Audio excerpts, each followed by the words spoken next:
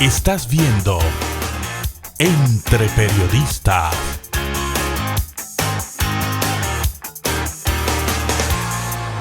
El primer tema del año 2023. Es un tema amplio porque vamos a conversar sobre las expectativas que todos los dominicanos tenemos en este país, República Dominicana, tan grandioso, un país tan reconocido internacionalmente, con un turismo en apogeo, con un gobierno diferente que ha prometido cambios, que ha prometido transformaciones, y todos estamos a la espera de que continúen avanzando y ver qué va a pasar. Este año 2023 estamos aquí observando todas las plataformas que hemos encontrado comenzando el año en este enero.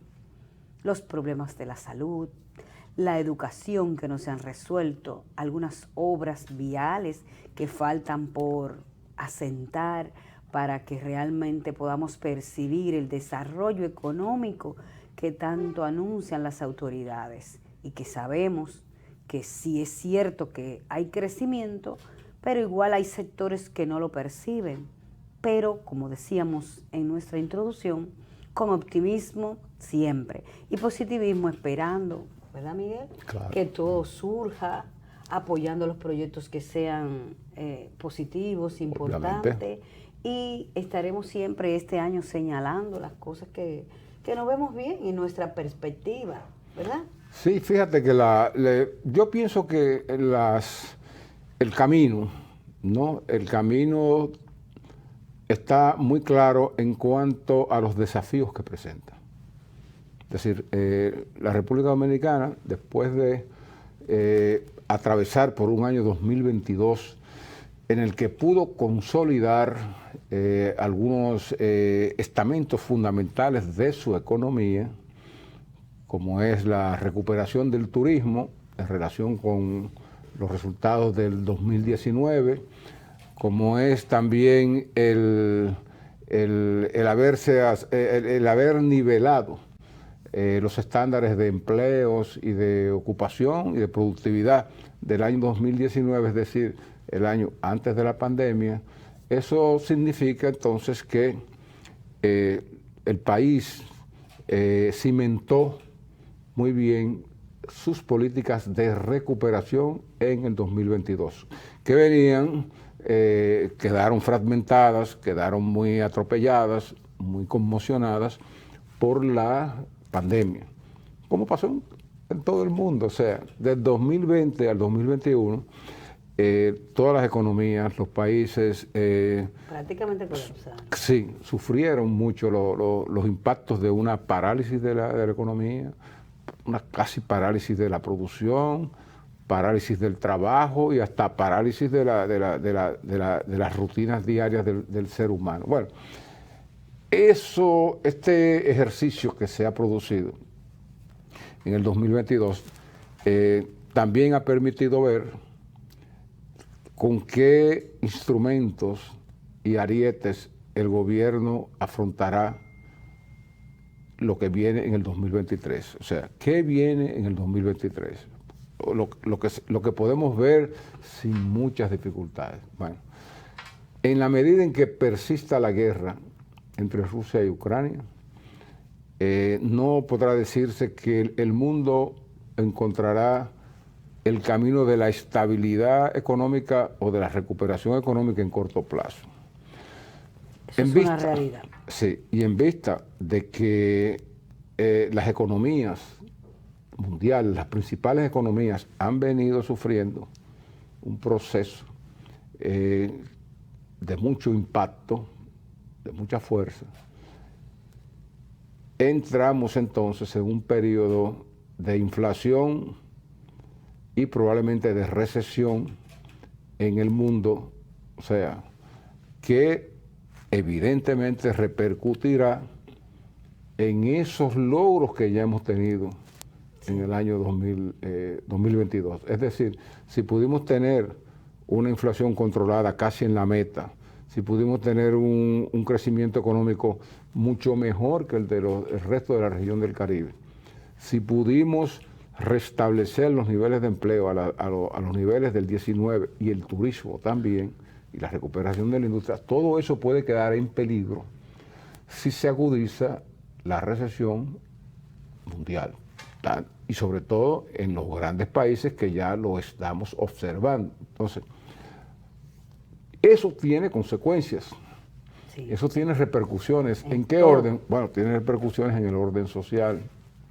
y en el orden político, porque en la medida en que las sociedades vuelven a resentirse con poco empleo, con carestía de los servicios y de los productos, con carestía o dificultades para encontrar la salud y atenderse a los problemas de la salud, inmediatamente la gente se queja y vive un desasosiego, y eso puede dar lugar a expresiones de insatisfacción, protestas y todo eso. Eso por un lado. Por el otro lado, pone en juego las democracias, porque un gobierno, por más demócrata que sea, a la hora que se vea confrontando presiones sociales muy fuertes, va a tener que apelar a medidas excepcionales, a estados de excepción para poder controlar, y ya lo estamos viendo, que no, con los últimos cambios políticos que se produjeron en América Latina en el 2022, la democracia anda todavía como en el filo,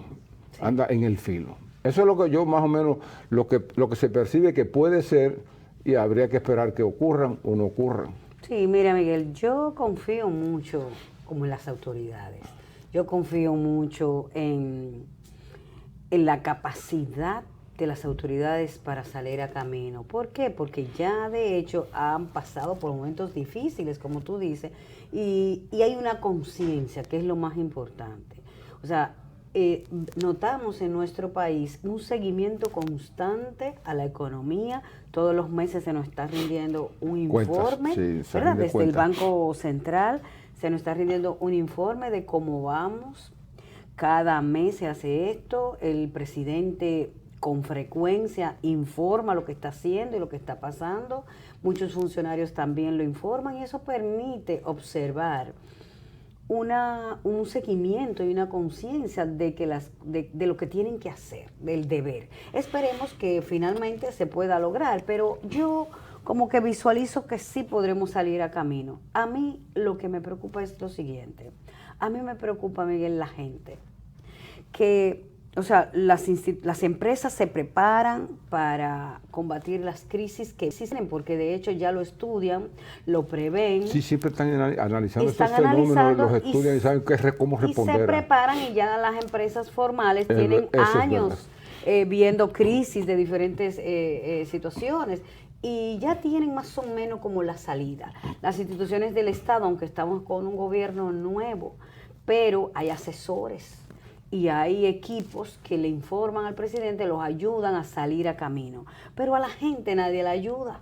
Miguel, tenemos una población, una sociedad que no haya que hacer, o sea, una sociedad con mucha incertidumbre, unos profesionales muy preparados, muy capacitados, que están como estancados en un punto donde dicen, ¿trabajo en esta empresa o no trabajo?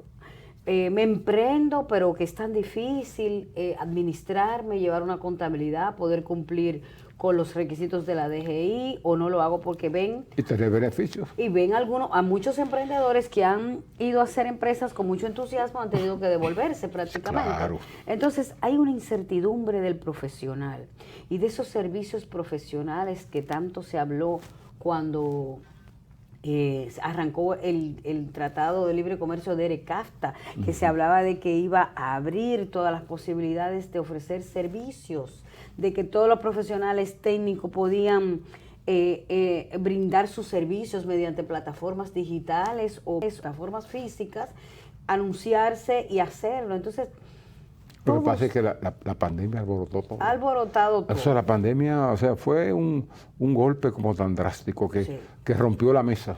Sí, rompió. La mesa de todo, de todas esas plataformas o planes que se tenían o modelos Y no solo en el profesional, Miguel, en la familia también. Vemos muchos familiares que, o sea, siempre se ha percibido que los hijos, los nietos, los pequeños, los padres los orientan. Mira, mi hijo, eso va a pasar. Claro. Esta situación se va a Porque ya tranquilizar. han vivido no te angusties porque así. ya lo han vivido. Pero ¿qué elemento nuevo tenemos?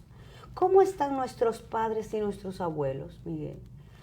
Están también igual que los niños, igual que los adolescentes, igual que los adultos, preocupados, angustiados, con un desconcierto de qué va a pasar, porque principalmente las personas mayores, que son las sabias, que tienen las soluciones a todo, que tienen todo resuelto en su cabeza, esas personas están preocupadas por su salud. Y tienes razón, mira, ¿tú sabes por qué? Porque las comorbidades se lo pueden llevar. Sí, entonces, ¿cómo yo ayudo al que está por debajo de mí si yo, anciano, envejeciente, estoy con mi angustia propia? Claro, y tienen toda legítima preocupación para pensar así. ¿Tú sabes por qué? Porque, fíjate, yo al principio comencé hablando de la guerra, Rusia y Ucrania, cómo puede extenderse, qué impacto puede tener, pero recuérdate que hay todavía un fenómeno base, que es la pandemia, que ya ahora en el 2023 lo que estamos es presenciando casi un nuevo capítulo de aquellos terribles momentos del 2020, que fue cuando se desató la pandemia. Entonces, ¿qué ocurre? Bueno, ahora inusitadamente la pandemia se está... están mutando los virus del COVID, ¿verdad? Las variantes están diseminándose por el mundo, a veces con un nivel de agresividad muy grande. Sí, terrible. Entonces, se prevé que mucha gente volverá a quedar afectada o contagiada por estas nuevas variantes. Pero no hay escapatoria, sí, lo que entonces, parece. Sí, es como volver otra vez a la misma puerta de la trampa, es decir, nos vamos a ver de nuevo sometidos a esa amenaza, a ese peligro. O sea, bueno, entonces decimos, ya tenemos la experiencia en el manejo de los confinamientos, en el manejo de las prevenciones, las mascarillas, vacunación, de medicación. Bueno, eso es una. Hay que ver ahora cómo podemos también responder a esto que viene, porque ya le están diciendo a la humanidad, usted tiene que prepararse para convivir, pero no solamente con el COVID, sino también con otras bacterias, porque estamos allá admitiendo que el mundo se encuentra amenazado por muchas epidemias. ¿Qué ha ocurrido? Muchos microorganismos que estaban dormidos, muchas bacterias que producen virus, con este cambio climático, están emergiendo, o sea, eran simplemente virus en hibernación, tranquilo, y están resurgiendo muchas epidemias. Fíjate que ya está entrando el ébola en África. El cólera ha vuelto. En los Estados Unidos han vuelto otra vez las enfermedades que antes estaban controladas, como el sarampión. Sí.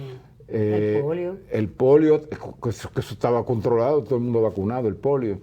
Las afecciones gripales. Las malarias, esas cosas. Ajá, entonces. Era muy escasa. Sí, y entonces también la gripe del camello allá en África. Y la fiebre del mono. La fiebre del mono, el sincitial respiratorio, o sea, que hay todo un conjunto de amenazas a la salud, que también va a decidir cómo marcha este país, cómo marchan los demás. O sea, porque un país que se ve atrapado en esas amenazas es un país que como quiera que sea, se paraliza. Entonces, ese es un tema que va a dar mucho que hablar. Y lo mismo también que estamos entrando en un año preelectoral. O sea que en medio de todas esas dificultades los partidos no van a dejar de trabajar y el presidente va a tener que definirse en este año en relación con la reelección, la repostulación. Encima de tantas cosas. Encima de tantas cosas volvemos otra vez a repetir lo mismo, porque cuando llegó el 20, ahí venían las elecciones. Sí, por eso te digo, Miguel, porque mira, las empresas, las instituciones del Estado, los entes políticos y los funcionarios tienen definido su norte en el área productiva, sí, pero con la gente común en la sociedad no se está haciendo nada.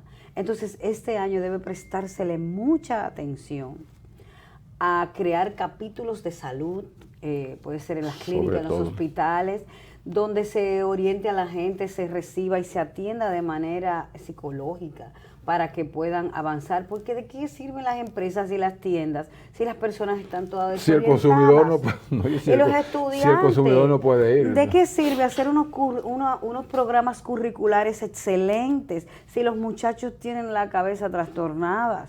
Entonces, ¿de qué sirve que los estudiantes vayan a la universidad, estudien, se formen, participen en programas, hagan canales de YouTube, Exacto. emprendan empresas, comiencen a vender? Si el origen y la base del ser humano está tan trastocada. Bueno, eso por un lado, pero también tú dices, bueno, ¿en qué medida todos estos problemas que indiscutiblemente presionan la vida y las expectativas de la gente harán cambiar mucho el panorama de la viabilidad del empleo? Por ejemplo, dices, bueno, muchos van a las universidades, sí, pero otros también van a dejar de ir a las universidades. ¿Para qué? Para dedicarse a otras cosas en las que puedan sobrevivir y afrontar eso que viene. Entonces, ¿hasta qué punto, digamos, hasta qué punto muchos de esos paradigmas que ya se fueron perdiendo desde la pandemia seguirán perdiéndose ahora? Y, o sea, ¿cuántos van a cambiar de ruta? ¿Y en qué medida la aparición necesaria de tecnologías que ayuden a amortiguar el golpe del paro o del desempleo van a hacer, por ejemplo, que los ciudadanos se fijen en otras metas, en otras carreras? ¿Cómo eso puede impactar la educación? Porque fíjate que ya tuvimos un año, o sea, de crisis en la educación.